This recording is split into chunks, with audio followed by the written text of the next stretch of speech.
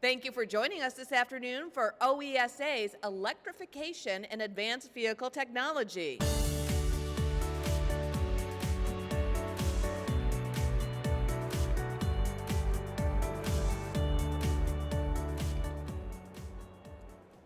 Good afternoon, everyone.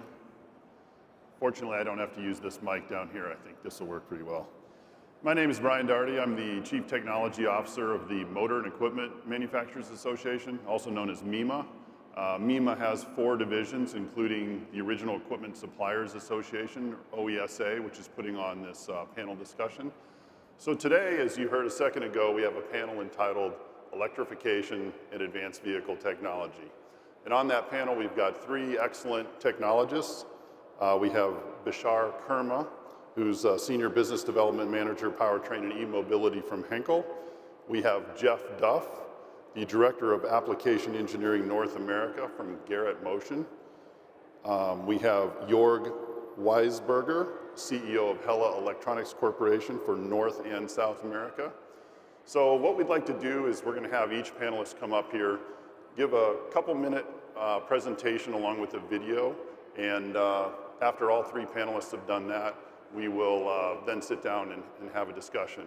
Towards the end, we'll open the mics up for the audience, so if you have any questions, please feel free to ask those. So first up, we have Bashar Kerma, Senior Business Development Manager from Henkel. Bashar is the Senior Business Development Manager for Powertrain and E-Mobility. He has a master's degree in mechanical engineering with a focus on electric and hybrid vehicles and alternative energy. His specialization and experience allow him to integrate his passion for the environment with responsible and effective solutions for the automotive world. So please help me welcome Bashar to the stage.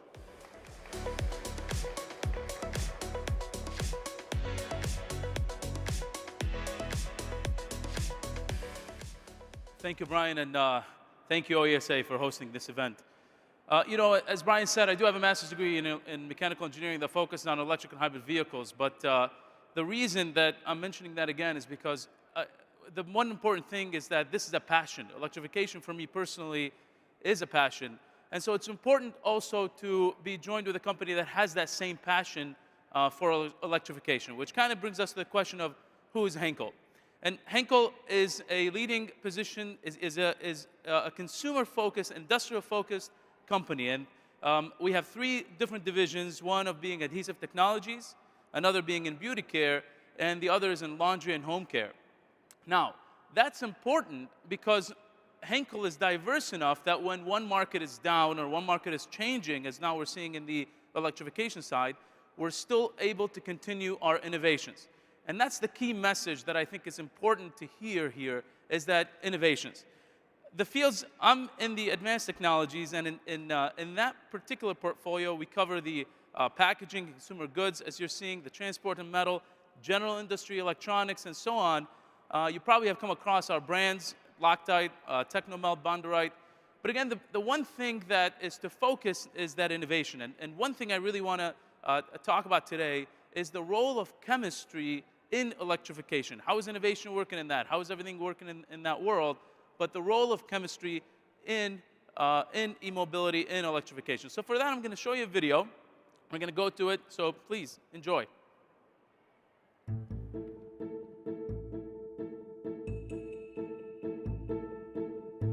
Henkel is contributing to the advancement of e-mobility by offering many different product families that can help in the efficiency and the overall longevity of the vehicles that are being produced. So there's a few key trends that are happening right now that are impacting e-mobility. The first one would be the cost of the battery itself. The cost of a kilowatt hour in 2010 was around $1,000 per kilowatt hour. By the year 2030, that cost should be reduced to about $73 per kilowatt hour. So by reducing the cost of the overall battery system, making it a lot more affordable for a lot of people, which will give us the ability to manufacture more vehicles. The second would be some of the regulation that's happening right now. Many of the governments are asking for regulation to reduce the amount of CO2 that's being put into the air or into the atmosphere. And obviously e-mobility is a key factor in that role. Third would be the overall range of the electric vehicle. So the original electric vehicles probably had 60, 70 miles worth of range. Now there's vehicles out there that have 200, 250 miles of range per car. So chemistry is very vital to e-mobility as it helps to protect the components that are used within the power generation, the power conversion, and the power storage systems of the vehicle's architecture. Sealants that might be used in order to keep out external elements, thermal management materials that help to manage the heat within those systems, and circuit board protection products which can actually cover the entire system and make sure that they're protected from outside elements as well. Structural adhesives are used in multiple locations, cell-to-cell bonding, actually bonding the battery walls, and also internal battery components inside the battery cell. With the introduction of structural adhesives into battery packs, you can use different substrates. You can use SMC, aluminum, different metals, different composites. All those things are bondable with using structural adhesives. Gaskets are used to seal the upper and lower components of a battery pack. It's important to do that because you're sealing against environmental issues such as water, dust, salt spray. Structural adhesives help with the durability and longevity of an internal component on a battery pack. Really lend itself to long life and reduce warranty concerns.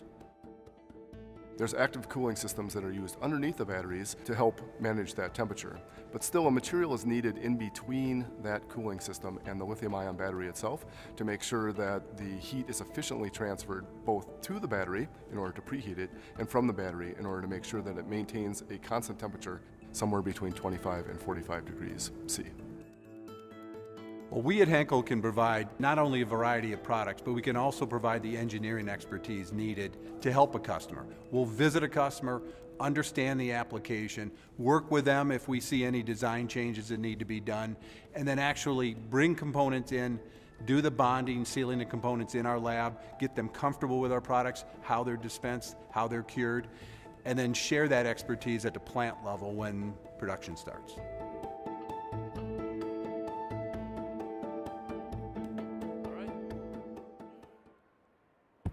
Okay, so let's talk electrification. Thank you. Great job. Thank you. Thanks, Bashar. Next up, we have Jeff Duff, who's the Director of Application Engineering North America for Garrett Motion. Jeff is the Director and is responsible for the engineering development, validation, and production launches with North American customers in on- and off-highway commercial vehicle and passenger vehicle segments. Jeff ensures Garrett technology and innovation are applied to meet customer needs from the onset of the powertrain development process. So please help me welcome Jeff to the stage.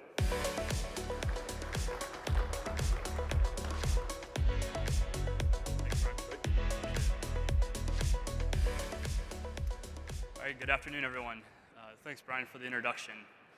Many of you may recognize the Garrett name from our long history in turbocharger development for OE and, more excitingly, some of our motorsport and racing applications.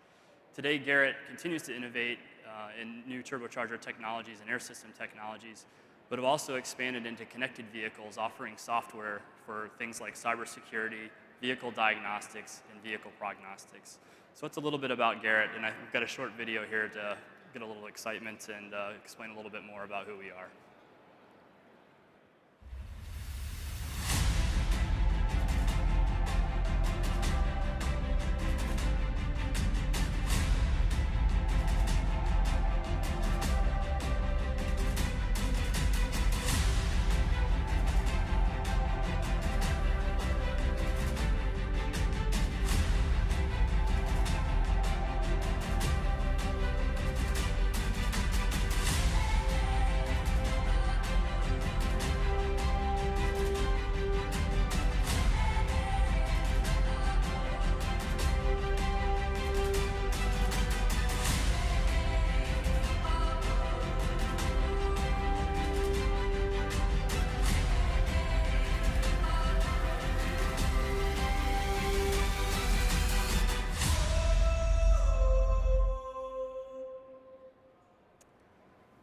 All right. So the story of, I guess you may be wondering why there's a turbocharger engineer here talking to you today about electrification. Turbochargers traditionally have been very mechanical devices, but it's really a story about transformation and innovation. If we go back 5 to 7 years, we've seen a tremendous amount of adoption of turbochargers in gasoline engines, mainly in the form of downsized, boosted gasoline engines that are bringing significant improvements in fuel economy and maintaining the same level of performance in terms of torque and power that large naturally aspirated engines do today. And we're seeing this adoption across the world and in all regions. And this is a trend that we expect to continue over the next 5 to 10 years. And one of the reasons we believe the trend to continue is that turbochargers are compatible with electrified vehicles. So you'll hear the term electrified vehicles used throughout the discussion today, but it really encompasses a number of different types of propulsion systems. Starting first with hybrids, you have your mild hybrid, full hybrid, plug-in hybrids, which will continue to use internal combustion engines into the future. Then you have your full battery electric applications, and then also fuel cells, which also can benefit from boosting by taking advantage of more airflow, thus making the conversion from hybrid or hydrogen to electric more efficient and reducing the size and space of the fuel cell stacks. But our prediction is by 2025, roughly 30% of all passenger vehicles will be electrified, and the vast majority of those will be some type of hybrid application using a specific type of turbocharger architecture. When we look at our own portfolio of products, we've also adapted electrification to our own products that complement a lot of the new electrical systems that we see, or electrical architecture that we see in vehicles, like 48-volt systems, and in some cases even higher voltages. An example of this is our electric turbo, as you can see on the left-hand side of the screen, which couples a standard turbine housing with a compressor housing, but is coupled with a high-speed electric motor that can deliver speeds of upwards of above 200,000 RPM. This can basically provide boost on demand and also be used to generate energy from the exhaust system to feed electricity back to within the vehicle to be distributed to other parts of the vehicle or be stored in the battery. And this is a technology that's been proven out over the last few seasons in Formula One racing with Ferrari, and is a technology that will be in mass production by 2022. You also see a couple of examples of our electric compressor technology, the middle one being a fuel cell application, or a design that's specific for fuel cell that's in production today on the Honda Clarity, and a more versatile e-compressor that can be used in a number of different types of configurations and vehicle applications. So to conclude, electrification is really opening a lot of new dimensions, not only for the boosting system or in turbochargers, but also a lot of benefit for engines, and particularly for electric applications and hybrids, where we really see a significant amount of growth and adoption over the next 10 years. So thank you. Great, thank you. Thanks, Jeff. You guys didn't feel it. We have a lot of bass in this sound system, so our chairs were actually floating off of the ground over here earlier, so great video. And our final panelist is Jorg Weisberger. He's the CEO of Hella Electronics Corporation, North and South America. Jorg has overall responsibility for the electronics business, including strategy, product development, and manufacturing operations. He was formerly the president of IEE Sensing for North America. Jorg holds a degree in electrical engineering from Saarland University in Saarbrücken, Germany. So please help me welcome Jorg to the stage. Okay,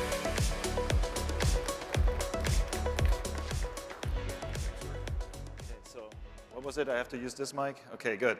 I want to introduce Hella very, very brief, because I think everybody is here to hear the panel discussion and not just hear about the company. So if you are more interested in than what I just showed you, there's a Cadillac right there where we display some products. We have a booth in there, and we have a suite up there. So just look for the name Hella, and then we'll go from there. So I have a few numbers. Unfortunately, I'm an engineer. So we are about 40,000 people worldwide, and about 7 billion euro turnover, which is not really, really small, but also not one of the really large people. And we are going into 4 different segments. So we have automotive lighting, which I think we are most known for. Then the electronics division, we have aftermarket and special applications. So to keep it really, really short, we are focusing on those 4 critical major trends: the electrification, the connectivity, then also the autonomous driving, and last but not least, the individualization, especially when it comes to lighting and making a car really, really personable. And because everybody brought a video, I had to bring a video myself, so please enjoy a video about electrification.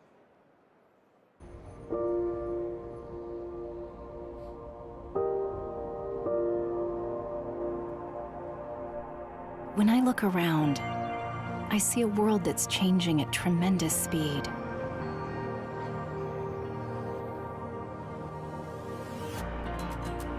A new generation is committed to bringing technology into balance with the environment. The change can be seen everywhere. Take electric vehicles. We see them all the time on our streets. Companies like Hella are shaping mobility of the future. With energy management systems and thermal management solutions that make eco-friendly driving even better and more economical.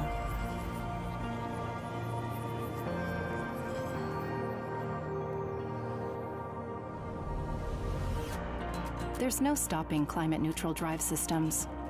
They are a perfect fit for our time and are just fun to drive. Thanks to engine recuperation, we have a much smarter and more efficient way to use energy. Infrastructures are constantly improving, which makes switching to electromobility even more appealing. I'm very proud to be actively shaping this change here at Hella. Our technologies help us reach milestones in sustainable mobility. Each of us in the worldwide Hella network plays an important role. We are all connected by our passion for turning fascinating ideas into reality and sharing our achievements with the world.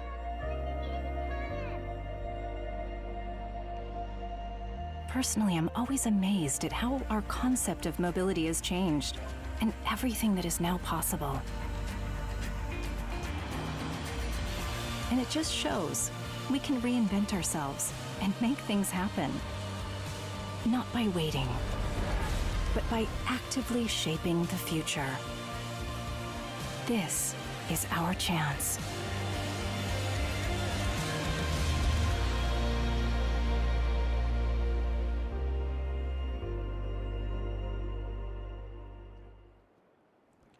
Great. Thanks, Jordan.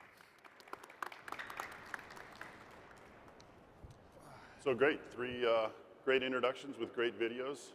Some of you guys need to improve the bass on your videos a little bit. More bass. So, you know. Gotta add more. But so we'll get started here. We've got a set of questions here that we've discussed a little bit, and then towards the end we'll take some questions from the audience as well. But we've got so many new technologies coming in a flood into this industry. Connected vehicles, automated driving, electrification, all the way through battery electric vehicles, cybersecurity. And now, you know, everyone's talking about artificial intelligence or AI. What should we as an industry be concerned about now? What areas within that are going to be kind of the key areas? Or is everything key? I mean, I think it's for all of us, maybe. For me personally, I think there are two things that are going to be key. But I mean, there are so many things if we look all around. But I think the number one thing would be safety. I think that's a big concern. We should all be designing for safety, and we are, because one is regulation, one we really want this to succeed. So safety, I think, is the number one thing, and everything that's developed around that can create that safe environment for us and for our children, frankly. The second thing I think to be really concerned with, and that's going to relate to all of us and the market, the consumers, the OEMs, adaptability. Are we going to be able to adapt to this new technology coming in the road, whether it's the BEVs themselves or whether, you know, the autonomous as it gets further and further, level 4, level 5. That's going to be very interesting to see how the people and the dynamic of the change of the consumer, and really for all of us to, as we study the market and the volumes, and how's that going to change? So safety and adaptability of everybody. I think the other part of that is the integration as well. You talk about things like cybersecurity and the importance that has when you start to make vehicles have more entry points with autonomous driving connected to the network, V2V applications. These are things that really need to be working in parallel and be fully integrated to make sure that, from a safety perspective is there, but also just from a basic function perspective. And I think the other element too is when we talk about automation and autonomous vehicles, how is that going to change some of the more traditional things like powertrain development that we're doing today? Do we still need to be developing to the same torque and power curves, and whether it's kilowatts and from electric motors or horsepower from an engine? Does it really have the same characteristics as the consumer-driven vehicles versus autonomous? Yeah, I think what you mentioned, all those trends are there. They are all important. Everything, everybody talks about it. For me, I think the key is to find that balance between hype. There's a lot of talk, a lot of, an electric car, it's going to be 50% of the fleet in America, in China in whatever number of years. And the same thing, we will all drive automated cars before we retire. I would caution there a little bit, I think, and I also believe that the industry finally realized that we are more on a path to that vision. And for us as a traditional, supplier to the auto industry, it's important to monetize along the way. So it's how can you apply certain, sensors, components, and technology to make the car see better, feel better, behave better on that path to that full autonomy or that full electrification.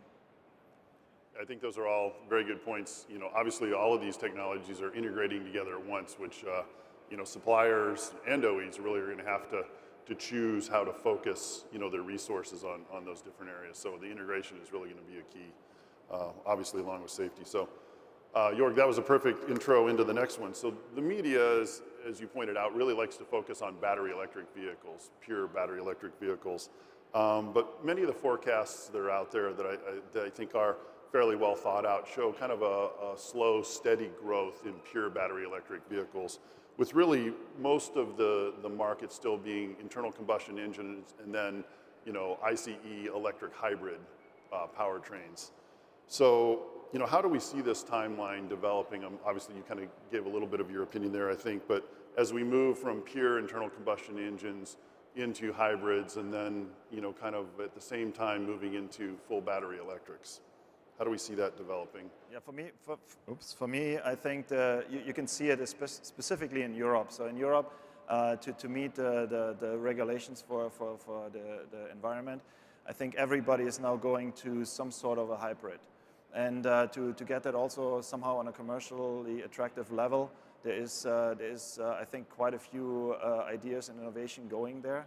And I believe that will eventually then also swap over a bit more to the United States, where the regulations are a little bit more loose, at least at this moment in time, depending on which state you're talking about. But I think that's going to be the key driver. There will be a lot of adaptation in that segment. And then for sure, if you see, I think the full electric vehicles, they're growing exponential, but from a very, very low base. So the question is, okay, how fast can you grow? And then we'll see how that goes. But you need to have everything along the way to support your customers. And obviously for battery electric vehicles to really grow in numbers, as you pointed out in your video, the price of battery packs really has to continue coming down. So, right now, pure battery electric vehicles in general are a little bit more expensive than internal combustion engines. That's going to be interesting to see how that develops over the next few years. Any comments, Jeff or Bashar? Yeah, I mean, I don't think anybody's denying the fact that battery electric vehicles are coming. There's some really good companies and really intelligent people working on some of the barriers right now that the battery electric and BEV vehicles face in terms of range and frankly cost. It is a hype technology right now. I mean, it's expensive. It does have some limitations, but these are challenges I think that'll ultimately be resolved. It's just a question of when. But in the meantime, I think there's definitely some significant improvements that can be made to vehicles in the form of hybrids, and that can continue to drive a lot of value back to the consumer in terms of fuel economy. And I think the other thing that we need to focus on, and I think Bashar touched on it, is the consumer acceptance. There's a lot of hybrid applications out there that frankly aren't that exciting to drive, but they can be, right? The electric motors can provide a tremendous amount of low-end torque, which creates a lot of fun to drive vehicles. And I think we'll ultimately start to adapt, if we can, as an industry, start to ensure that a lot of these hybrid applications drive similar to the vehicles they have today. I think there'll be more acceptance of it in the long term. Briefly, if I can add briefly, I think in my eyes, that when I look at the numbers, it could be one of two things. It really could be an evolution. If the vehicle is evolving from ICE to BEVs, then the mid-step would be the hybrids. And that could be a forced evolution, or it could be just a market-changing evolution. But it could very well be just an evolutionary step that we're into the technology, we're more aware of the environment, and it could be just that transition until we get there. And once we get, if we're preparing for something bigger as something evolves for a reason, and that could be autonomous driving. If it is, then wireless charging and so on, then the BEV will go from that flat line to an exponential ride. And just to follow on to that, in terms of those technologies, are your companies designing brand new products to support those, or is this kind of an evolution of existing product lines, would you say? We're doing both.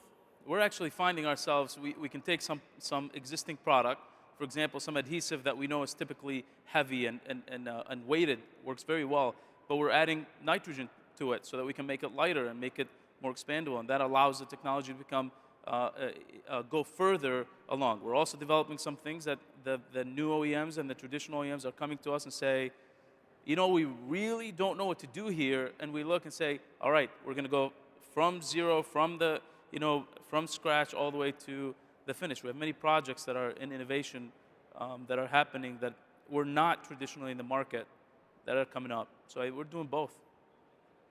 Yeah, I would agree. I think it also ties into some of in terms of the investment that you're making and really what that horizon for that technology is. But I mean, there's certain things that are evolutionary in terms of the design. And then there's things that you find adjacencies or even just true breakthroughs that open up new markets or new products. And these are things I think a lot of suppliers are faced with, and some of the challenges we're faced with, because we need to stay relevant. We need to keep developing product that meets the future powertrains, whatever it may be, hybrids, battery electric, fuel cell. But it really depends on that time horizon for when that technology needs to be ready and how much you were willing to invest today. Yeah, I think in that regard, I want to give really, really, really big credit to quite a few of our engineers in our company, because yes, we do the standard products for all the cars, but I think I'm really proud that some of those really visionary and ideas were started already way back when. And for me, I believe you need to tailor the product really specifically for the need. Just as an example, like the cooling system, there is a lot of people, and you probably find a couple of suppliers around this show as well, that move fluids around in a car for cooling just regular engines. But the specification for like a turbo cooling is much more stringent than for an electric motor.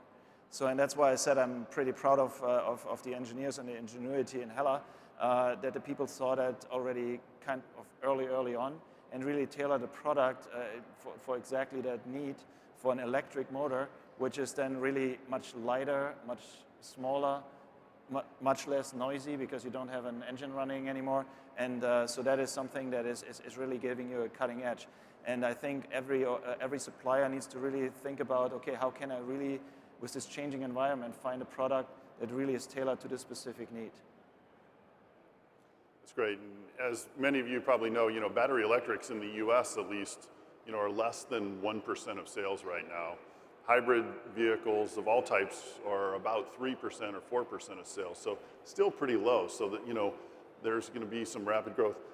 Obviously, we have cities, states, and federal governments, as well as countries around the world, essentially regulating fuel economy. How do we make these vehicles exciting for consumers as well as for the regulators that are quite excited about them? So, I think exciting is easy. You know, you put a Tesla tag on it, and it's an exciting car. So I think that answer, that question is relatively easily answered. I think what is exciting about an electric car, and I don't know if you guys had a chance to ride on one, is really the acceleration. So I think an electric car is really a kind of a cool toy, and it's also getting to a point that you can really use it if you're not traveling too far. If you want to go in the UP, I think it's probably even tough to find a gas station rather than a fast charging station. So that's why I'm saying. So it depends a little bit on the need, but I think from that attractiveness, just the driving experience is already cool enough. And then if you brand it right, like Elon Musk did, I think you have a case. Yeah, I think, I mean, you know, some of it comes down to economics. You make it cheaper, you make it more economical. Easier to charge, fast to charge. You add more mileage, so you get rid of the anxiety range. Some of it is attracting the different generations. You know, I mean, at some point in time, we used to compare what kind of, how powerful your car is. Some of the younger generation that we're seeing, they look at a car as a burden versus for us, it might have been a freedom vehicle. They can't drink and drive. They can't go to, you know, inner city driving, parking, all these things. So some of it has to be tailoring those vehicles to the consumer, that whether it's by size, speed, or time, or charging time, so that it's not a hassle, but more an exciting thing to get back into. Bashar, you mentioned earlier you know, obviously safety is a key element for all OEs and the supply base. So maintaining that crashworthiness while also making vehicles more fuel economic, better fuel economy, you know, lightweighting is a key element there. So we can lighten these vehicles, reduce the mass, while still maintaining that safety level. You know, how is the supplier community working towards that goal? I can speak for us. For Henkel, we're doing quite a bit. We're really, one thing we're allowing is a different metal-to-metal bonding or metal-to-plastic bonding that we have, structural bonding that allows for the vehicle to become lighter. We're allowing for gasketing material to become lighter. Instead of using 70 or 80 fasteners that we can put that we can put a gasket that can reduce these. We're doing quite a bit. We have baffles technology that goes into it, sealing technologies, all of lighter thought process, because lighter translates to miles per charge. Mm-hmm. Yeah, it's a small sample, but I think there's kind of two aspects to that from our point of view, and you know, I think, you know, turbochargers are often an enabler for a lot of improvement. So enablers for fuel economy, enablers for more power, but it's not by itself doing this. But I think one of the trends we've seen is the downsizing in engines, which is a significant weight reduction and cost reduction. So I think there's enablers, technology that enables certain mass reductions. And I think the other aspect too is the continued innovation that's going on just in the engineering tools that we use to develop our product. You know, for our turbos as an example, you know, we've spent a lot of time optimizing our tools for improving you know, material strength and stresses, and in the process trying to take out mass that helps with cost, and certainly reducing the mass of their overall vehicle. I think you hit upon a very interesting aspect in lightweighting, which is as you lightweight the vehicle, you essentially you get into this virtuous cycle where essentially with a turbocharger or hybridized engine, you can have a smaller engine. Now as you have less weight in the powertrain, you can have smaller brake calipers, you can have smaller brake rotors, you can have, you know, it kind of really kind of spreads throughout the vehicle. So it's a very interesting process as that continues to go on. Yeah, Jorgen, any comments? Yeah, again, for me, lightweight is also just an equation, because it's we try to design the products for the needs of the customer. So, and if whatever kilogram savings gains Ford X amount of dollars, so we are better economically in a competition to another product. So I think that's definitely for us. It's mostly like fulfilling a specification and try, like I said before, tailor the product to be lighter, to be specific for the application. In the end, again, I think I like content, you know. So for example, for me, I like hybrids, because the good thing is, as a supplier, it's a real engine, it's an electric engine, it's more content, so that means more opportunity for us on the supply base, even if it makes the car a little more heavy.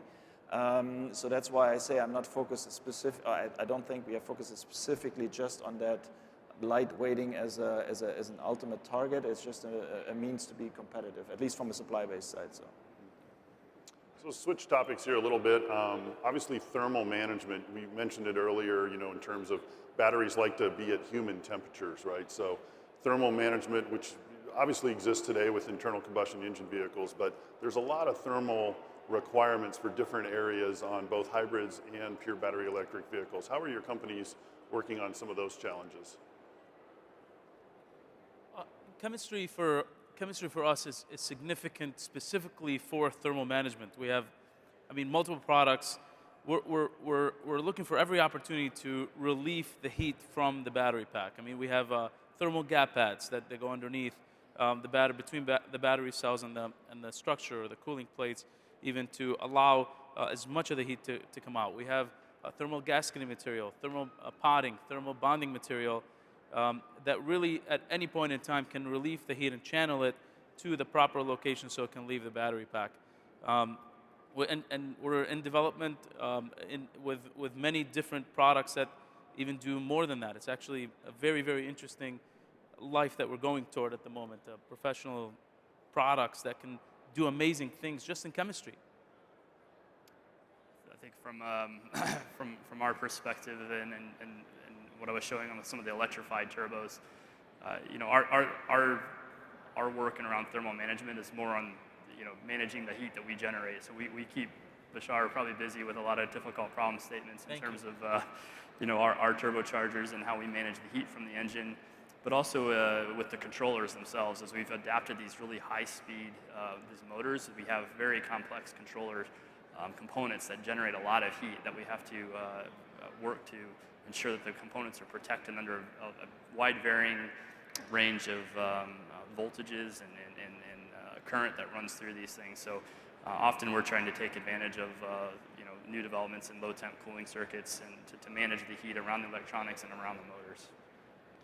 Yeah, I think when it comes to thermal management, I think it's a very it's a changing set of requirements. From a turbocharger, from a combustion engine to an electrified electric motor. And I think what I believe is key is also that you, within your organization, build the expertise to speak about that subject very knowledgeably with the customer. So yes, I think it's very important that you develop the products that are fitting that need. But in the end, if you just have that little piece of the puzzle and you can't really speak system with your OEM customers, I think it's very hard to convince why you have that advantage. So I think really embracing that change and fully understanding that the new set of requirement, heating and cooling, I think that's a key factor to success. And so you guys mentioned some of the issues there working together with the different suppliers, but with all of these technologies and the capital required developing all these different things, we're seeing a lot of suppliers and OEs working together now to integrate these technologies and kind of partner on different solutions. How do you see that going at your firms?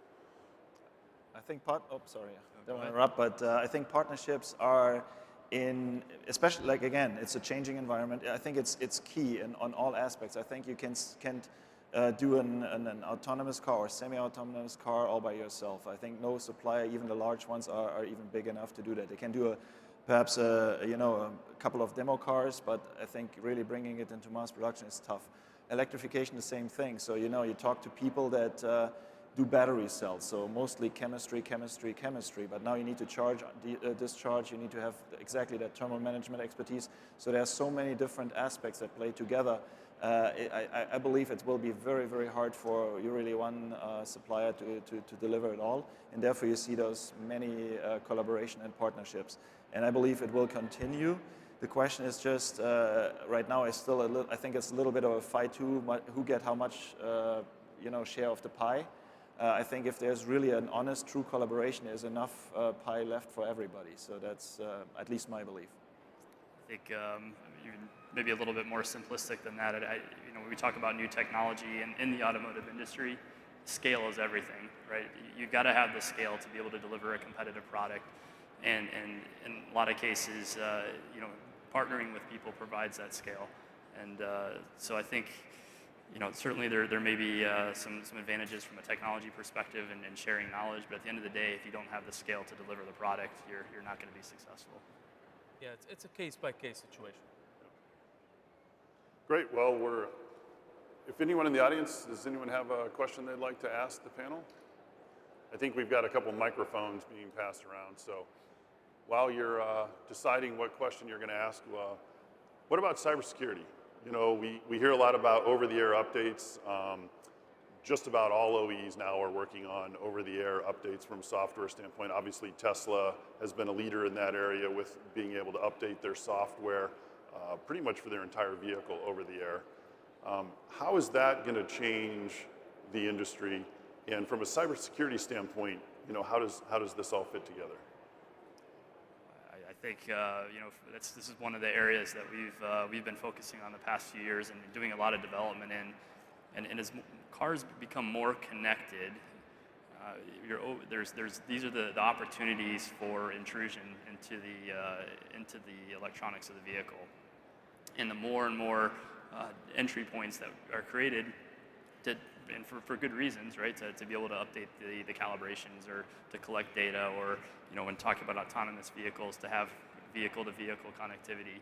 Each of these are entry points, and we need to make sure as an industry that these vehicles are sufficiently protected, and then cybersecurity is an absolute must. I mean, it can be extremely disruptive today. Just thinking about some of the testing that's going on with the autonomous vehicles and on the road today, it's done with a driver in the vehicle just in case there's a glitch in the software. Now, picture it years down the road when we have autonomous vehicles running around, and you remove that individual from the equation, it could be quite disruptive, not only to that vehicle, but if there's other vehicles connected, it could spread quite quickly. So it's a very big problem, and something that I think we're going to be needing to look at very seriously here in the near future. I was going to say the exact same thing. Yeah, good. Do we have? I can't see where the microphone. Okay, question.